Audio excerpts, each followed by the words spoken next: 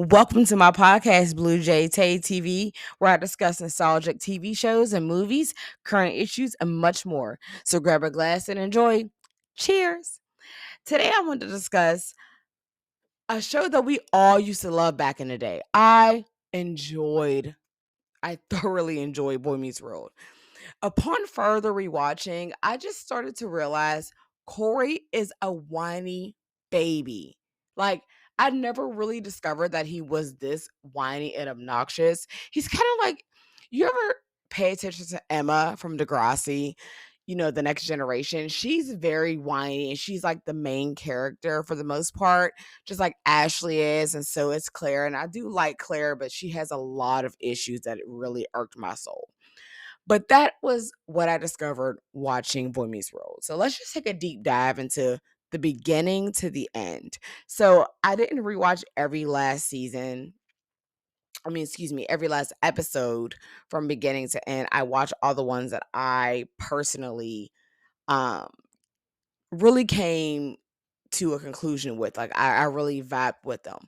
So the first one is Wake Up Corey. So that was the episode where him and Topanga were working on like a video project where they're discussing sex, lies, and in between, basically. So now I'm gonna give Corey a little bit of slack in the beginning because he was a child. However, him lying about sleeping with this young girl and ruining her reputation was just blasphemy. Would she say electric chair? Like, no. Why would he ever do something like that? That was so messed up of him. And then when his parents confronted him about it, him being kind of like, oh, well, guys used to beat me up or now my friends. And it's like, yeah, but at the same time, this young lady who is known to be, well, we all know Topanga. She was known at the time to be really weird, but she was very beautiful and she was very outspoken. She was what, in my mind, and you're going to hear me reference this a lot, she was what Emma was supposed to be, just without the annoyance.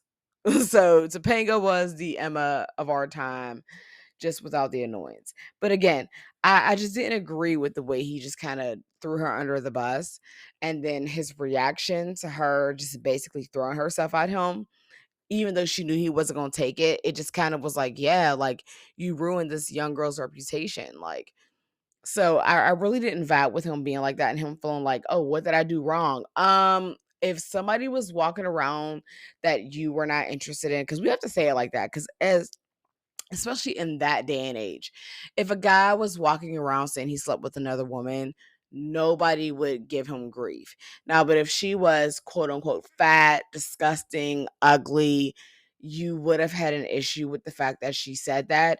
So imagine her surprise of the good name, the good reputation she had being tarnished by your lies. And then let's also just cut to the chase of, even, and I've experienced this in my own world of being in high school.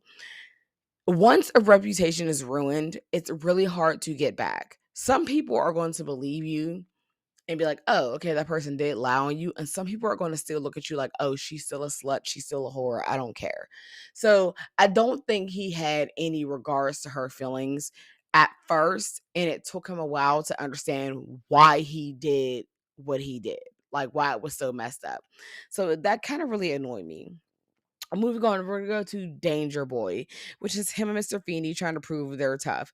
Again, this is cutting a little bit of slack because again, he's young, but you know, just that whole I'm not predictable and I can be wild and untamed. I see this in a lot of shows where the very calm, supposed to be rational character gets very upset. And this is the thing. You can be whoever you are. And I've said this to people I know. I've even said this to family, friends, loved ones, relationships as far as what I mean, but you don't have to be that person that is like that other person. If somebody is wild and they like are promiscuous or whatever the case may be, you don't have to be just like that person. You can be you at the end of the day, because the people who love you and accept you are the people that you want around you. Or if a person is, a daredevil, so they like going skydiving and just doing crazy outlandish parkour things, it doesn't mean that you guys don't balance each other out. And that's one positive that I will truly give Boy Meets World, is that they made sure to show the balance between Corey, who was the quote unquote safe, nice boy friend. And then there was Sean, who had a lot of things and a lot of turmoil he went through in his life. And he struggled and made a lot of mistakes. And those were the things that I resonated with a lot. First of all, because I was in some points, lots of points, should I say, in my life, I was a Sean, but at the same time, him having a best friend like Corey, they really balanced each other out. So I really appreciated that. So that was definitely a really awesome positive. But yeah, again, that episode, it was all these episodes for the most part are like hilarious, but like, yeah, it was very annoying.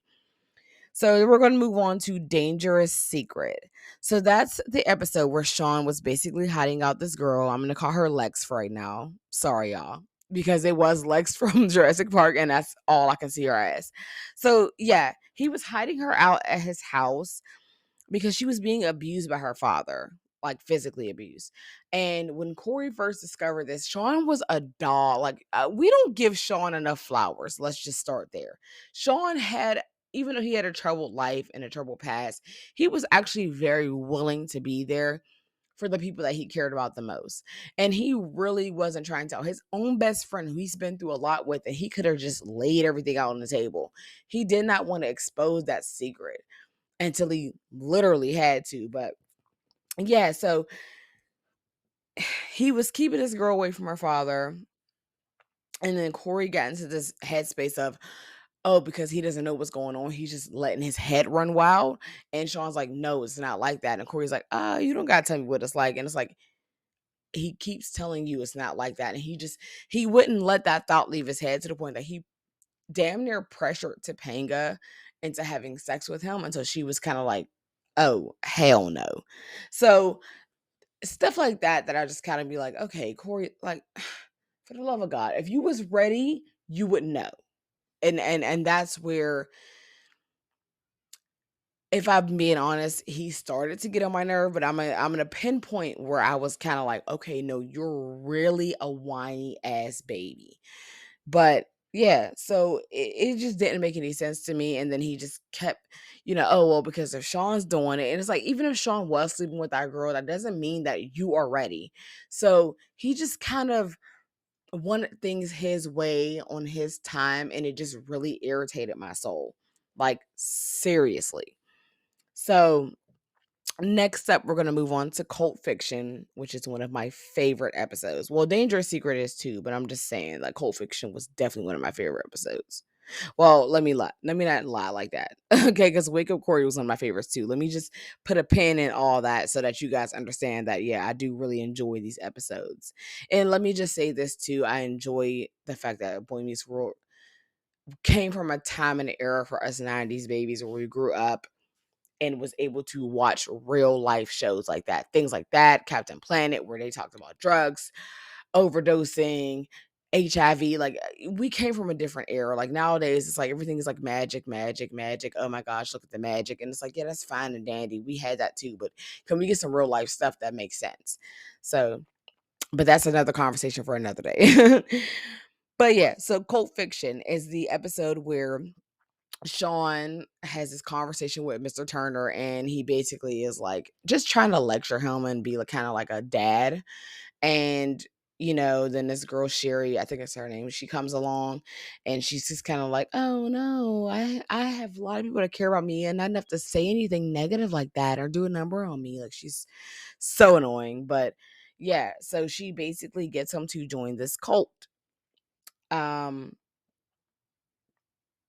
So this is the thing about this episode. It was really deep, and I still cry every single time. Oh, I should have probably said this at the beginning. Spoiler alerts for anybody who, first of all, if you're watching or listening to this, why have you not watched Boy Meets World? Like, what is wrong with you? But no, but seriously, there is spoiler alerts for a lot of the things that I talk about. So that part where Turner gets into that accident and they're in a hospital and it's just they're having that moment, him, Topanga, and Corey, it literally, I cry every single time. Like, I'm 32 years old and I still cry to this day. But yeah, so the thing about it is, even though like Corey gets a lot of flowers for that episode, especially the way he like handled Sean at the hospital, because he really had to like check him, like, dude, this is real life, and this is how people react to you when they really love you, not whatever you're watching or seeing in the center. So we're gonna give Corey his flowers for that moment. But even though it was a cult, I think that Corey tried to push his beliefs on Sean, and he didn't necessarily give him the benefit of the doubt. And I think that was something that kind of annoyed me about him, because it's kind of like, dude, like, Sean is a troubled child and he is. So why are you not trying at least to understand your bestie? Like, it just felt like he just was like, okay, this is how I feel, and that's it. Like, and even his when he was trying to understand him, it wasn't even a normal like, oh, I'm just really trying to understand you. It just felt like "Rawr," in your face. And it was just like, Corey, stop. So that's just kind of how I felt about that. Okay, so moving on to if you can't be with the one you love. Okay, so now Corey and Sean, this episode, I think they both like drink and then, have a whatever, like a bad experience. But Corey stopped, Sean didn't. I It's okay not to drink, but again, Corey couldn't fully process how troubled Sean was. Excuse me. So I think that he just kept going and going instead of just being like, okay, this is my best friend. Let me just try to understand where he's coming from. Corey had a lot of those moments that just really irritated me. And I just kind of was like, okay. Like, I was done with the situation. Like, but that's a very short version of how I feel about it. Moving on to hogs and kisses. Shawn and Topanga kissed for a video on Pembroke Life because the director found that they had great chemistry. Whatever. Corey couldn't understand why they had no connection until Angela had to literally physically show him. And it really irritated me. It was very funny, don't get me wrong. But it irritated me because, again, it's like, this is not about you. You keep making things about you. And it's just like, stop. Like, and I don't like when you're explaining to somebody, I don't feel this way. And the person's like, yes, you do. And it's like, I don't. Now, if the person's a liar, I can see you being like that. But when you got somebody that's straightforward as those two were about that, it's kind of like, what do you want them to do? What do you want them to say? Honestly. And he just couldn't let it go. I just couldn't understand for the life of me what his issue was. So now here, this is yeah. This is where it kind of got deep for me. Um My Baby Valentine and the Resurrection episode, because that was a two-parter. He pissed me the fuck off, concerning himself more with keeping his and Topanga's relationship youthful with Valentine's Day and how she would fix everything and all that other shit, instead of worrying about his sickly newborn brother. That was the first moment I was like, okay, you know what? You are a bitch. That's where I got to at that point. Because what is your issue? Like, there's something serious going on, and the only thing you can think about is, oh, well, we didn't have our Valentine's Day stuff. Oh, you wanted to make everybody happy. Like, Corey really irritated my soul with that. Because I'm just like, what is the issue? Yes, Topanga wanted to make other people happy, people that were not gonna be happy on this day. And you wanted her to fix it and make it youthful and make it just like old Topanga. And I got where she was saying, I grew up, I can't do that anymore. I got that point. Like, and I hate sometimes when shows kind of um cater to that character's bullshit, because I felt like they kind of catered to him just a little bit. So I was just over it at that point, and I was like, do I want to continue watching this even though I love this show? But seriously, like, what is your issue? Like, let it go. You have a baby brother who's in a NICU. Now, listen, I've had 2 kids in the NICU. 3, technically, because one of my kids passed away. But I've had 3 kids in the NICU. That shit is not no joke. You get worried, you're scared, you don't know what's gonna happen. And for him to react the way he did, it really just irritated me. I was just done with him at that point. Because I'm like, you know what? So this Valentine's Day bullshit is more important than your baby brother? Like, seriously? Like, I don't want to say, no, I pretty much hated Corey at that point. Because I was just like, I was done with him. I was done with him. So that was a very important episode for me. That made me realize that he was a character that was damn near unbearable. So that was an eye opener.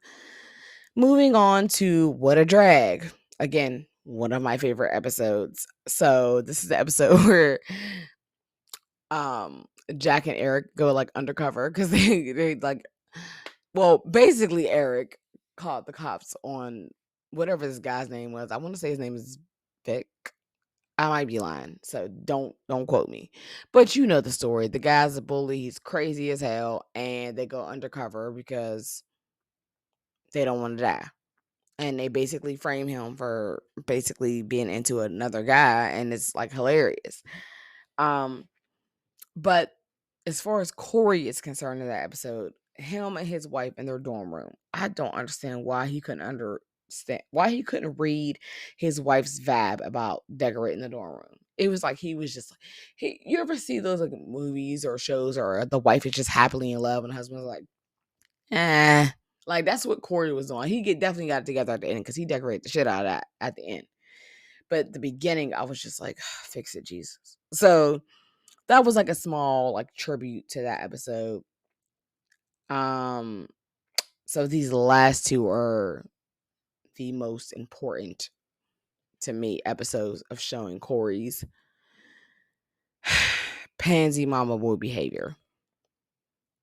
Okay. The War and Peace, aka Seven the Hard Way, excuse me. This bitch could not for the life of him apologize for hurting Rachel. So in this episode, they basically Rachel was like overreacting in my mind about them parking in her parking spot. Now, their reaction to her overreacting was absurd. So she said some words and they parked her car in her room.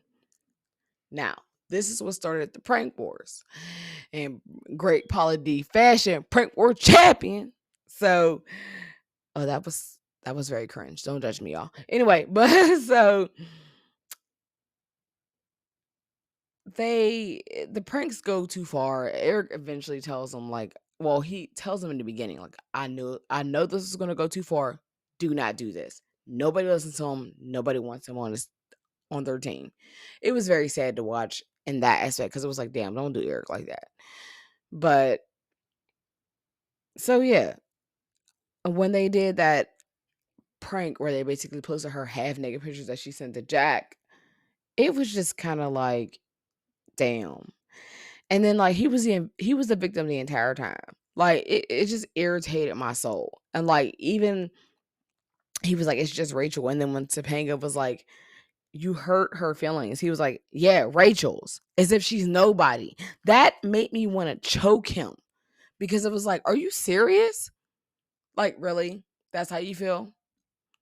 Like, so I was just kind of like, you know, I was over it at that point. But yeah, I just felt like Corey deserved way worse than what he did. Because his reaction to Rachel's feelings being hurt, like, hello, the whole campus has got to see this. People are probably taking pictures, printing copies, taking the copies off the wall because they put like 7 up there. I mean, that part was hilarious to me. I'm just saying. But I mean, it was hilarious because it was a show. It wasn't hilarious if I'd actually saw that shit in real life. But the point of the matter is, why are you not taking accountability? Like, you're a grown ass man and you're not taking accountability for what you've done to this woman. Yeah, it really irritated me. I was just so done with Corey. I was tired of him at that point. And he just kept acting as if it wasn't an issue. Like, it, especially when Topanga was saying that she wanted to be a part of their team. Like, it just, he was only hearing himself at that moment. And that's a constant theme in Boy Meets World. No matter how great Corey does, the constant theme is, well, it's not that big of a deal and that person's gonna be okay. Like, he just didn't care. And last but not least, birthday, I'm sorry, I said birthday. Brotherly shove takes the cake. He kept acting like Eric was lashing out instead of making valid points. Oh, first and foremost, this episode stems from, well, is about Corey asking Sean and Topanga to help him clean out the garage so they can go through everything. Him and Eric's memories, not Sean's, not Topanga's, but him and Eric's. And then Eric makes a point about him not actually spending time with him when he gets older. He just always worried about his friends and his wife. And he was not getting it. He just kept, like I said, he kept acting like Eric was lashing out instead of making valid points about him leaving him out and disowning him. And this is when my brain locked on officially, okay, you're a bitch. Because I couldn't understand why he was not getting it. And you know what? My husband made a valid point about Girl Meets World, excuse me, and said his daughter's the same way. Shout out to my husband because we have a podcast called Tay and Jay's Horror Slates where we dive into the depths of horror films by giving our honest opinions. Check it out. But yeah, so I couldn't understand why he was not getting it. Even after Eric fought for him and like literally physically fought for him because of that guy and that his wife, that when they had the yard sale and they got into that fight. And I'm like, dude, he's literally fighting for you and you're still just like, "Ah, I'm sorry. I'm sorry I didn't include you." And it's like, it's more than just that. And I was like, I wanted to literally go through the TV and strangle Corey and be like, why are you not getting this? It's more than just that. Like, it's so much more. You just disregarded him altogether.